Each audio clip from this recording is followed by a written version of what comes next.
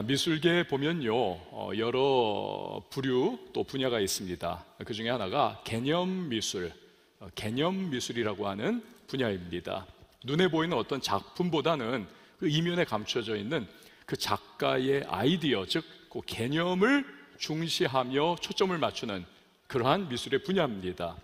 그러다 보니 당연히 우리가 기존에 알고 있었던 또 익숙한 그러한 미술 작품들보다는 굉장히 파격적이고 또 아주 기상천외한 그러한 작품들도 꽤나 많이 전시가 됩니다.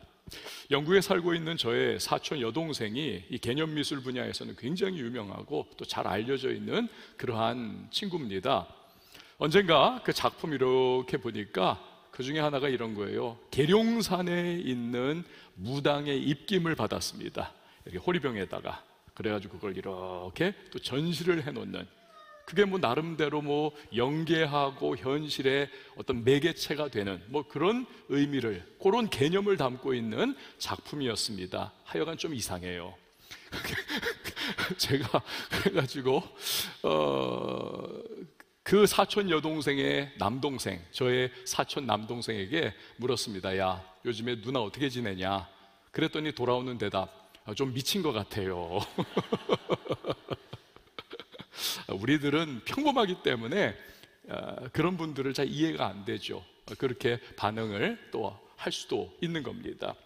몇 달 전에 개념미술의 대부 마이클 크레이그 마틴이라고 하는 분의 전시회를 관람을 했었습니다. 세계적인 유명세를 가지고 있는 분이고요. 또 그의 대표적인 작품이라고 할 만한 것이 전시가 되었습니다. 이름하여 참나무, 오크트리라고 하는 작품입니다. 여러분은 지금 참나무를 보고 계시는 겁니다. 물 한 컵이에요. 물 한 컵. 종이 그 유리 이렇게 쟁반 위에 이렇게 물 한 컵이 있는데 이거 참나무다라는 거예요. 그러면 뭐 물을 줘가지고 나무가 자라가지고 그걸 컨셉으로 해서 저렇게 작품을 만들었냐? 그것도 아니라는 거예요. 그냥 내가 참나무로 보니까 저게 참나무라는 것입니다. 그래서 조금 황당하기도 했어요. 그런데 작품을 이렇게 앞에서 뚫어지게 바라보면서 여러 가지 생각을 하다가 문득 어떤 생각이 들었냐면요, 아무도 저 작품에 대해서 시비를 거는 사람이 없더라는 겁니다. 저게 무슨 참나무야? 이런 반응을 하는 사람이 없습니다. 제가 눈치를 이렇게 보니까 다들요, 와닿지는 않는데 그래도 저거는 참나무야, 참나무야. 저도 마찬가지로 그렇게 막 받아들이고 막 우겨놓고 있더라고요. 우겨놓고 있어요. 생각을 좀 해봤습니다. 대체 왜 저건 참나무가 아닌데 참나무로 받아들이고 있는 걸까? 제 뇌피셜이에요. 그러다가 제가 문득 생각한 것은, 혹여나 저 작품의 작가가 세계적인 개념 미술의 대부이기 때문에, 그 위치가 주는 권위 때문에 우리가 혹시 아무도 뭐라고 말 못하고 그냥 그렇게 받아들이고 있는 것은 아닐까? 그러면서 제 생각이 하나님께로 이렇게 번져갔었습니다. 여러분, 하나님은 어떤 분이십니까? 하나님은 온 우주 만물의 창조주이시고, 하나님은 이 온 세상의 절대적인 주권자, 하나님은 그분의 뜻과 생각이 온 세상에 미치지 않는 것이 없습니다. 하나님은 절대 주권자 되시는 분이십니다. 여러분, 아멘이십니까? 그런데요, 재미있는 것은, 아니 그 물컵을 참나무라고 그렇게 받아들이고 납득과 이해가 안 돼도 우겨놓고 있던 사람들인데, 그 하나님께서 우리에게 너무 귀한 복음을 주셨습니다. 그 기쁜 소식, 구원의 소식을 주셨음에도 불구하고 하나님의 기쁜 소식, 복음을 받아들이지를 않는 거예요. 거부하는 것입니다. 믿어라, 그러면 구원이 임한다라고 아무리 외쳐도 심지어 적극적으로 거부하면서 반발을 합니다. 왜? 도무지 말이 안 된다는 겁니다. 그 중에 대표적인 게 뭡니까? 오늘의 주제죠. 부활 논쟁입니다. 예수께서 죄를 짊어지시고 십자가에서 대속의 죽음을 죽으셨습니다. 하지만 그것으로 끝난 것이 아니죠. 사흘 만에 다시 살아나셨습니다. 죄와 사망 권세 이기셨음을 그분의 부활로 확실하게 보여주셨습니다. 왜 그렇습니까? 성경은 우리에게 말씀합니다. 죄의 싹은 뭐라고요? 사망이라. 죄의 싹은 사망이다. 예수님이 죽음에서 부활하신 것은 그러므로 죄를 청산하시고 죄 문제를 해결하신 확증이 되는 것입니다. 그렇기 때문에 이제 예수 그리스도를 믿는 믿음을 가진 사람은 누구나 죄 용서받음을 여러분 기억하시기를 바랍니다. 또 죽음 이후에 예수님처럼 부활하여 영원한 생명을 누리게 됨을 믿으시기를 바랍니다. 그런데요, 이 부활을 믿지를 않는 겁니다. 사람이 어떻게 죽었다가 다시 살아나느냐? 과학적으로, 합리적으로, 논리적으로, 이성적으로 말이 안 된다는 거예요. 어떤 사람은 대놓고 조롱하고 비난합니다, 비판합니다. 어떤 사람은 대놓고는 아니지만 속으로 그 말이 돼? 하면서 웃고 있습니다. 과거로부터 오늘까지, 유명인으로부터 무명인까지 온 세상은 부활에 관한 반발과 부인으로 광범위하게 가득 차 있습니다. 십자가 사건과 함께 부활 사건은요, 기독교의 가장 중요한 진리이자 근간이 되는 것입니다. 한마디로 부활이 없다면 기독교는요, 존재가 불가능합니다. 아니, 십자가에서 죽고 끝나버린 무능력하고 무기력한 구세주라고 하는 이가 어찌 나의 구세주가 될 수 있겠습니까? 그렇지 않습니까? 오늘 본문을 보면요, 바울도 그것을 말합니다. 16절에서 18절 말씀 보세요. 만일 죽은 자가 다시 살아나는 일이 없으면 그리스도도 다시 살아나신 일이 없었을 터이요, 그리스도께서 다시 살아나신 일이 없으면 너희의 믿음도 헛되고 너희가 여전히 죄 가운데 있을 것이요, 또한 그리스도 안에서 잠자는 자도 망하였으리니. 그렇죠. 부활이 없다면 우리 믿음 자체가 헛것이 되는 거 아닙니까? 여전히 죄의 권세에 매여 있는 겁니다. 아니, 그렇다면 믿음 때문에, 그 부활신앙 때문에 세상과 타협하지 않고 박해를 받아 넘기면서 결국에는 죽기까지 하고 순교했던 그 많은 우리 믿음의 선조들은 대체 뭐가 되는 겁니까? 그냥 남들처럼 좋은 게 좋은 거라고 편하게 살고 쉬운 대로 살고 물 흐르는 대로 그렇게 세상 가운데 그냥 그렇게 떠다니며 살면 그러면 되는 거잖아요. 뭐하러 믿음 지킨다고 고생했습니까? 부활하여서 천국에서 영원히 살게 되는 부활이 없다? 완전 헛고생한 거죠. 그래서 바울은요, 19절에서 아주 적나라하게 말하고 있습니다. 우리 같이 한번 읽어보시죠. 19절 시작. 만일 그리스도 안에서 우리가 바라는 것이 다만 이 세상의 삶뿐이면 모든 사람 가운데 우리가 더욱 불쌍한 자이리라. 아멘. 지금 바울이 이런 말을 하는 배경이 있습니다. 여러분, 1세기의 세상은 로마 제국의 통치하에 대부분 있지 않았습니까? 로마 제국은 황제를 숭배했습니다. 신이다. 황제 숭배를 거부하는 것은 곧 반역을 의미합니다. 유독 크리스찬들만 거부해요. 오직 유일하신 예수 그리스도만이 나의 구세주와 주님이요 왕이 되신다. 이 고백을 하니까요, 얼마나 고난을 받고 얼마나 고통스러운 박해 가운데 떨어집니까? 재산을 박탈당합니다. 공동체에서 축출을 받습니다. 심지어는요, 원형 경기장에서 엔터테인먼트, 완전히 그 당시 최고의 엔터테인먼트인 검투사와 싸우고 맹수들과 싸우며 결국 그들은 그렇게 죽어가는 것입니다. 믿음의 대가가 엄청난 거죠. 그야말로 모든 것, 목숨까지 포기하면서 예수를 믿는 것. 근데 부활이 없다. 이게 얼마나 허황됩니까? 얼마나, 이거는요 진짜 물거품이 모든 것이 날아가 버리는 거지요. 그러니 세상에서 제일 불쌍하고 어리석은 자 되는 겁니다. 바울 당시만 그렇습니까? 아닙니다. 오늘도 여러분, 세계 최악의 기독교 박해국 북한을 보십시오. 며칠 전에도 뉴스에 나왔잖아요. 지하교회에서 몰래 숨어 예수 믿다가 걸려가지고 다 처형당했다는 겁니다. 성경을 가지고만 있어도 거기는 처형입니다. 지금도 수용소에 20만 명의 크리스찬들이 짐승보다 못한 박해를 받으며 그렇게 고통받고 있습니다. 전 세계적으로도요, 엄청난 숫자의 크리스찬이 순교를 당합니다. 미국의 고든 코넬 센터에 의하면 매 6분마다 지구상 어디에선가는 예수 신앙 때문에 순교를 당하고 있습니다. 우리 1시간 예배 드리잖아요. 6명, 7명이 이 시간에 어딘가에서 지금 예수 믿는 것 때문에, 부활신앙 가지고 있는 것 때문에 목숨을 잃고 있습니다.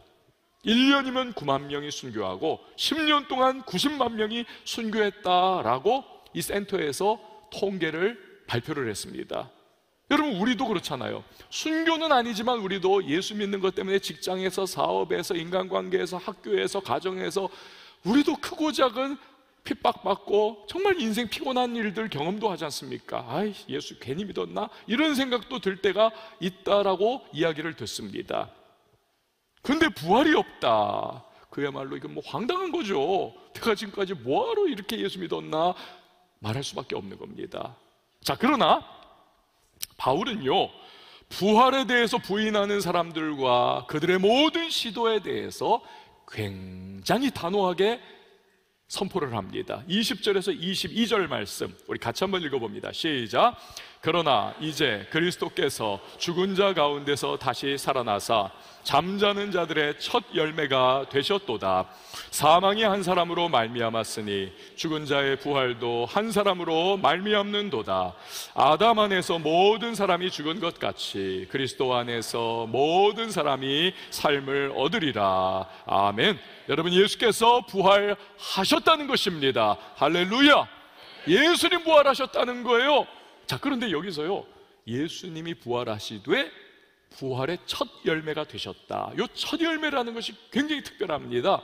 농사제도, 그리고 예수님 당시에 제사제도가 이렇게 얽혀있는 그러한 개념인 거예요. 농사가 잘 지어져서 추수 때가 되면 가장 첫 곡식단을 이렇게 묶어가지고 하나님 앞에 첫 열매로 드리는 겁니다. 이 첫 단, 첫 열매가 앞으로 거둘 모든 농산물을 대표하는 거예요. 우리로 말하면 11조 개념인 겁니다. 자, 그러니 예수님께서 부활의 첫 열매가 되셨다는 것은 앞으로 오고 올 모든 크리스찬 성도, 예수로 말미암아 구원받은 자들, 죄 용서받은 자들의 부활 역시도 확증을 해주시는 겁니다. 저와 여러분 역시도 반드시 첫 열매 되신 예수 그리스도의 부활과 같이 우리에게도 부활이 임하게 됨을 믿으시기를 바랍니다. 이게 그거예요. 그러니까 여러분, 옛날에 우리 한국교회에서 좀 유치하지만 그런 말들 많이 했지 않습니까? 예수 죽음, 내 죽음, 예수 부활, 내 부활. 좀 이게 애들 말처럼 좀 유치하고 좀 그래 보이지만 사실은 복음의 정수를 담고 있습니다. 죽음과 십자가와 부활이 기독교의 두 기둥이거든요. 예수 죽음, 내 죽음, 예수 부활, 내 부활인 거예요. 여러분, 저를 한번 따라해 주시면 좋겠습니다. 예수 죽음, 내 죽음, 예수 부활, 내 부활. 할렐루야. 그렇습니다. 예수님 부활하셔서 우리 역시도 부활의 보증이 된 거예요. 자, 그러나 여전히 안 믿는 사람은 부활을 안 믿습니다. 그래서 사도 바울은 아주 탁월한 변증가가 아닙니까? 신학자이자 성경학자요, 설교자. 그래서 우리가 지금 읽고 있는 본문인 고린도전서 15장의 뒷부분에 보면은 바울이 안 믿는 사람들을 그냥 설득하고 믿게 하기 위해서 아주 우리가 잘 알고 있는 비유를 한 가지 듭니다. 씨앗의 비유입니다. 여러분, 씨앗은 볼품 없습니다. 보잘것없습니다. 그냥 말라 비틀어져 있습니다. 이게 뭐가 될까 싶습니다. 그런데 이 씨앗 안에 무궁무진한 가능성이 담겨 있고 아름다움이 그 안에 깃들어 있습니다. 어떤 것은 사과나무가 됩니다. 달콤한 사과를 우리에게 줍니다. 어떤 것은 아름드리 밤나무가 됩니다. 맛있는 밤을 매년 수백 개씩 우리에게 공급해줘요. 어떤 것은 벚나무가 됩니다. 봄마다 아름다운 벚꽃을 피우고 꽃비를 내리면서 우리 입에서 저절로 벚꽃 엔딩 노래를 부르게 합니다. 그렇죠? 그러니까 이 씨앗은 별것 없고 보잘것없고 아무것도 아닌 것 같지만 그 안에요 미래가 담겨 있고 그 미래의 찬란한 영광이 그 안에 감추어져 있는 것입니다. 인간의 모습이나 삶이 바로 그와 같다는 것이죠. 로마 시대 크리스천들은 온갖 박해를 받으면서 비참한 모습으로 살아갔습니다. 그러나 그들 안에 천국에서 완전하고 영화로운 모습으로 온전한 삶, 영원한 생명을 누릴 수 있는 찬란한 미래가 담겨 있는 것입니다. 여러분, 오늘을 살아가고 있는 우리 역시도 지금 답답합니다. 고난이 많습니다. 풀리지 않는 인생에 참 어려움들도 많습니다. 몸도 그렇죠. 연세 많이 드신 분들 다 그렇지 않습니까? 머리끝부터 발끝까지 안 아픈 데가 없어요. 다 쑤시고 염증 생기고 아프고 그냥 힘들고. 그러나 우리 안에는요, 천국에서 하나님이 주시는 생명의 면류관을 쓰고 믿음의 승리자로 영생을 누릴 영광스러운 미래가 우리 안에는 담겨 있다는 사실을 여러분 믿으시기를 바랍니다. 이처럼 우리의 현재와 미래는 그야말로 이 두 개가 비교 불가입니다. 바울도 로마서 8장 18절에서 바로 그것을 말씀하죠. 함께요, 시작. 생각하건대 현재의 고난은 장차 우리에게 나타날 영광과 비교할 수 없도다. 아멘. 비교할 수 없어요. 부활로 말미암아 우리에게 주어질 영광스러운 천국의 찬란한 미래, 이건 현재가 비교할 수 없는 겁니다. 자, 그런데 한 가지, 우리 안에 이 영광스러운 미래가 꽃을 피우기 위해서 꼭 있어야 할 중요한 조건이 하나가 있습니다. 그것은 죽음과 부활입니다. 아름다운 꽃과 멋진 나무가 되기 위해서 씨앗은 먼저 땅에 심겨져야죠. 덮여져야죠. 일종의 죽음입니다. 그렇지 않으면 백날 첫날 씨앗 여기다 아무리 한 묶음 놔봤자요, 아무 일도 일어나지 않습니다. 그러나 땅에 묻혀 죽으면 그때부터 오히려 진정한 생명이 약동하기 시작합니다. 아주 신비한 일들이 일어납니다. 우리도 마찬가지죠. 죽고 땅에 묻힙니다. 그러나 끝난 것이 아닙니다. 예수께서 첫 열매가 되어주셨기 때문에 우리 안에 부활 생명이 담겨 있습니다. 이 부활 생명이 죽은 우리를 반드시 일으켜 세우는 것입니다. 부활이 현실화되는 거죠. 그래서 영원한 생명을 누리는 존재, 현재와는 비교 불가의 삶을 반드시 살게 됨을 믿으시기를 바랍니다. 바울이 씨앗의 비유를 통해서 부활을 이야기했는데요, 바울이 그렇게 이야기한 것과 비슷한 말을 종교개혁가 마틴 루터가 이렇게 이야기를 한 바가 있습니다. 들어보세요. 주님은 부활의 약속을 성경에만 기록한 것이 아니다. 봄날의 모든 잎사귀 위에 기록하셨다. 그렇죠, 여러분. 요즘처럼 겨우내 바짝 말라 이파리 다 떨구고 죽은 것 같았던 그 나무들이, 그 가지마다 그 그냥 연두색이 너무 아름답고 예쁜, 정말 그림 같은 그렇게 그 꽃잎들을, 그리고 그 이파리들을 여러분 쏟아내는 걸 보면요, 어떤 생각 드세요? 와, 우리의 부활도 저와 같을 것 같다. 저렇게 되겠지. 죽은 것 같았는데, 죽은 줄 알았는데 나중에 보니까 천국에서 부활의 영원한 생명으로 하나님의 영생의 복락을 누리며 살아가는 저와 여러분, 얼마나 여러분 흥분되고 가슴 뛰고 영광스러운, 그게 저와 여러분의 존재 아니겠습니까?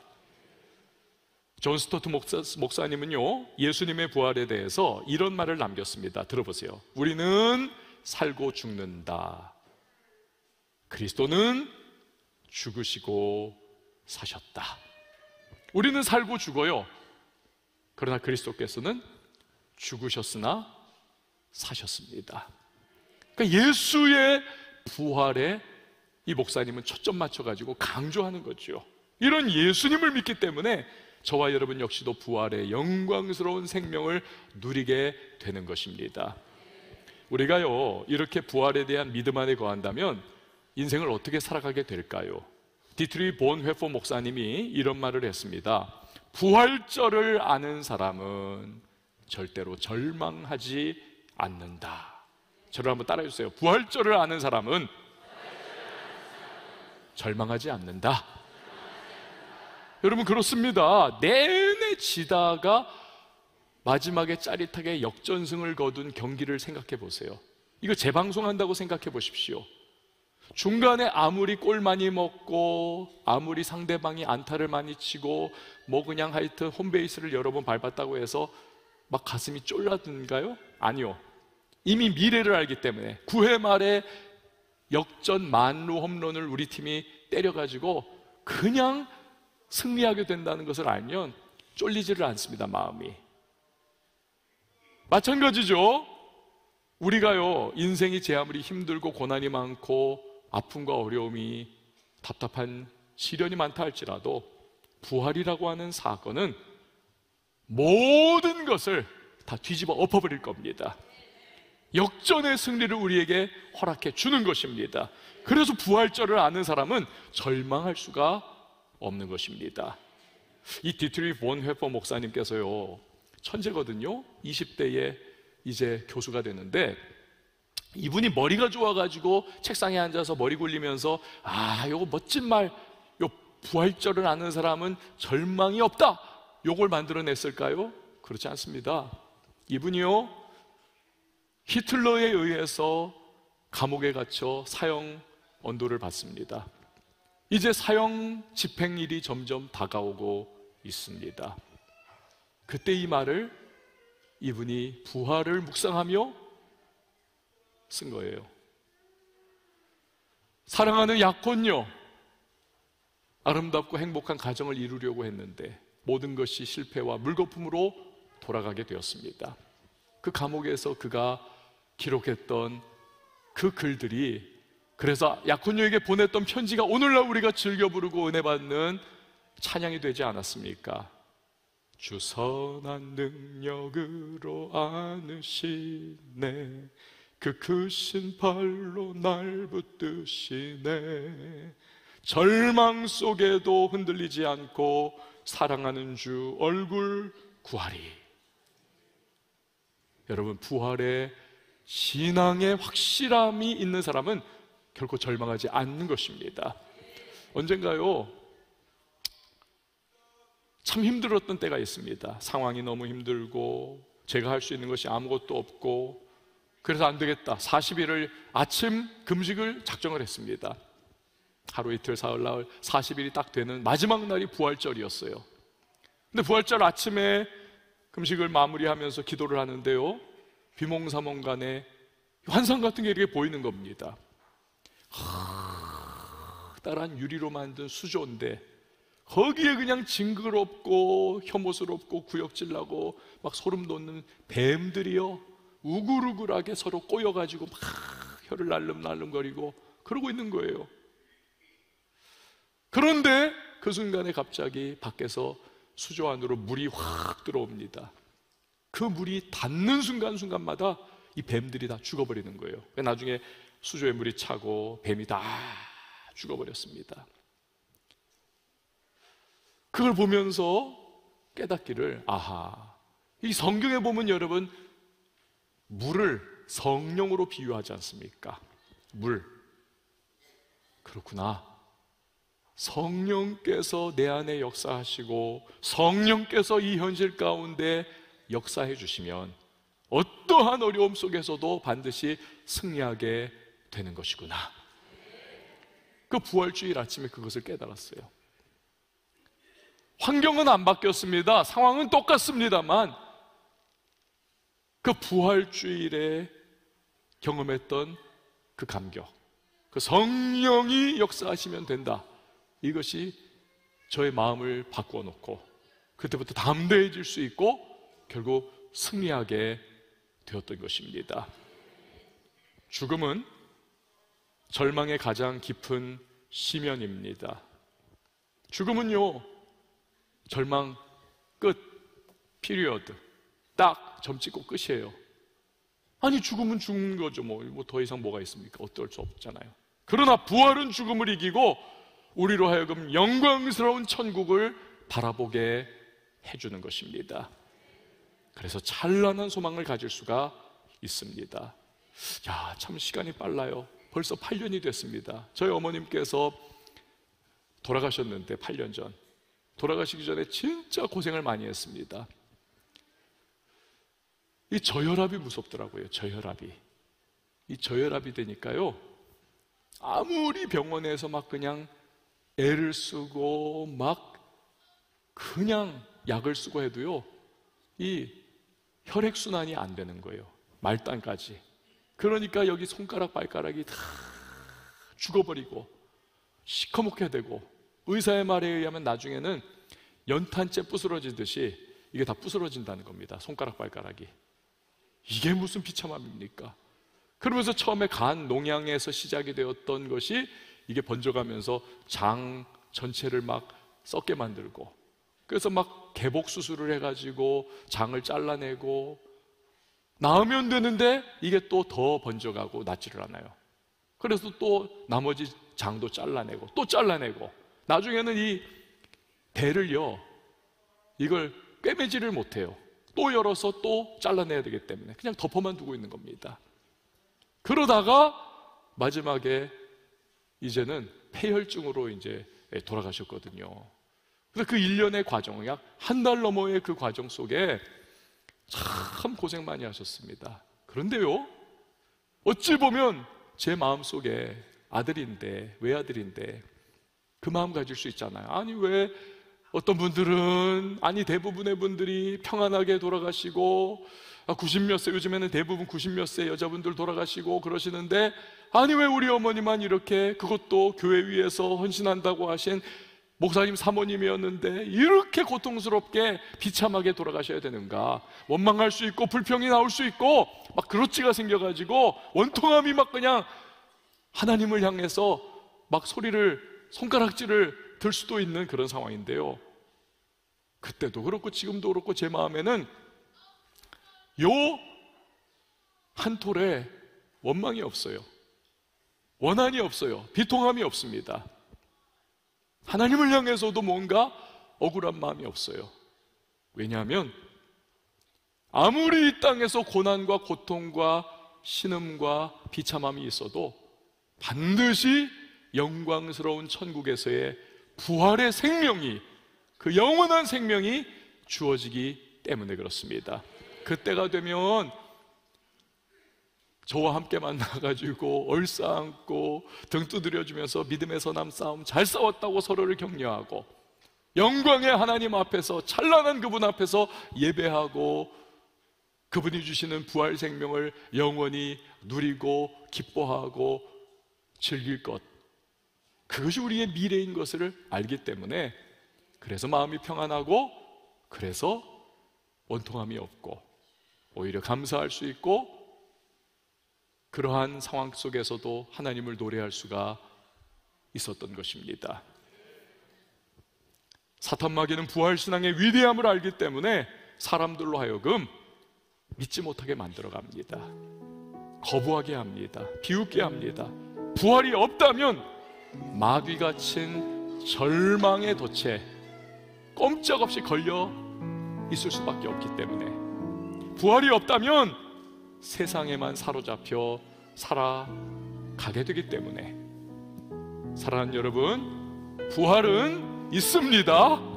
부활은 있습니다. 우리 주 예수님 부활하셨고 그가 첫 열매됨으로 우리에게 부활을 확증해 주셨습니다. 그렇게 성도는 절망과 낙심이 찾아올수록 더더욱 부활 소망을 굳게 잡아야만 합니다. 부활의 그날을 바라보면서 마귀를 이기고 세상을 이기고 죄악을 이기고 나를 이기고 우리는 담대하게 살아가야만 하는 것입니다. 2000년 전 우리 예수님께서 부활하신 날, 오늘입니다. 이 부활의 믿음 안에 거하면서 기뻐할 수 있는 저와 여러분 될 수 있기를 예수님의 이름으로 축원을 드립니다. 이 시간 우리 함께 기도하도록 하겠습니다. 우리가 두 가지를 기도할 텐데요, 오늘 말씀을 여러분 기억하시면서 하나님, 인생 어렵습니다, 힘듭니다, 답답합니다, 꼬여 있습니다. 그러나 원망과 불평과 여러 가지 세상 욕심에 내가 손 뻗고 달려가는 것 아니라 부활 신앙 안에서, 그 부활의 소망 안에서, 내게 이미 주신 그 부활의 확증 안에서 감사하면서 오늘 하루를 믿음으로 달려갈 수 있도록 도와달라고 여러분 기도하시기 바랍니다. 아울러 두 번째는 기도 이후의 성찬식을 우리 진행합니다.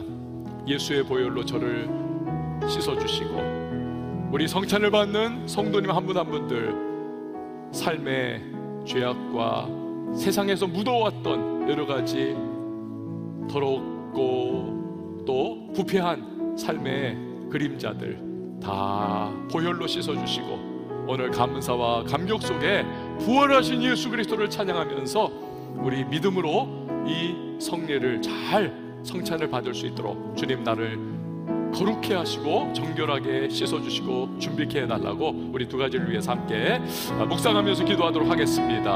하나님 아버지 감사합니다. 주님께서 우리를 이렇게 말씀의 자리로 예배의 자리로 불러주심에 감사를 드립니다. 주 하나님 아버지, 오늘 부활의 소망을 우리에게 주셨고 부활의 확신을 우리에게 허락하셨고 부활의 확증을 주셨음에 감사를 드립니다. 이 땅에서의 삶이 고난과 어려움과 역경이 있지만 그러나 부활 소망 가운데에 믿음으로 달려갈 수 있도록 주님 도와주시옵소서. 부활의 소망 속에 우리 한 사람 한 사람이 감사함으로 나갈 수 있도록 도와주시고 하나님, 세상을 살아가며 이 부활의 확신 속에 담대케 하옵소서. 성찬을 받습니다. 예수의 보혈로 정결하게 씻어주셔서 감사함으로 받게 하시고 부활하신 예수님을 찬양하게 하시고 그 주님을 다시 오시는 그날까지 증거하고 부활 소망 안에 우리 살아가기로 결단하는 복된 시간 되게 하여 주옵소서. 하나님 아버지 감사합니다. 부활의 소망 안에서 삶의 어려움과 낙심되는 환경들, 우리의 연약함들, 여러 가지 유혹과 시험들을 능히 이기며 우리 한 걸음 한 걸음 믿음의 길을 걸어가는 주의 백성들이 되게 하여 주옵소서.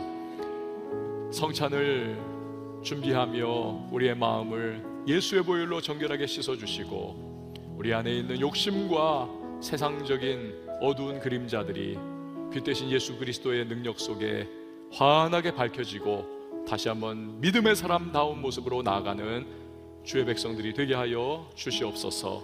예수님의 이름으로 기도합니다. 아멘.